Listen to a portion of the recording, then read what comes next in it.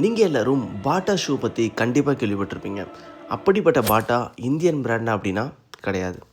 பாட்டாவோட owner Thomas பாட்டா. இவர் low ரேஞ்சில் ஷூஸ் எல்லாமே சேல் பண்ணுறதுல ரொம்பவே எக்ஸ்பர்ட், எஸ்பெஷலி யூரோப்பில். ஒரு முறை இந்தியாவுக்கு ஷூஸ் மேக் பண்ணுறதுக்கான மெட்டீரியல், அதாவது ரப்பரும் லெதரும் வாங்குறதுக்காக இந்தியாவுக்கு விசிட் பண்ணுறாரு. அப்போது இங்கே ஒரு விஷயத்தை பார்த்து ரொம்பவே ஆச்சரியப்படுறாரு. இந்தியன்ஸ் எல்லாருமே இவ்வளோ சூடான கிளைமேட்லேயுமே காலில் ஷூஸ் அண்ட் ஸ்லிப்பர்ஸ் எதுவுமே போடாமல் வெறுங்காலில் நடக்கிறத நோட் பண்ணுறாரு.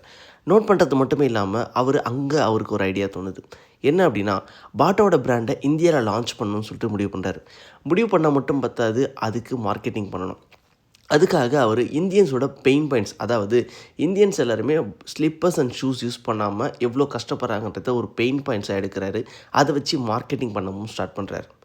ஷூஸ் எல்லாமே லோ ரேஞ்சில் லான்ச் பண்ணுறாரு. அது மட்டும் இல்லாமல் அவரோட அட்வர்டைஸ்மெண்ட் எல்லாத்துலேயுமே இந்தியன்ஸோட ஃபேஸ் யூஸ் பண்ணி அட்வர்டைஸ் பண்ணுறாரு.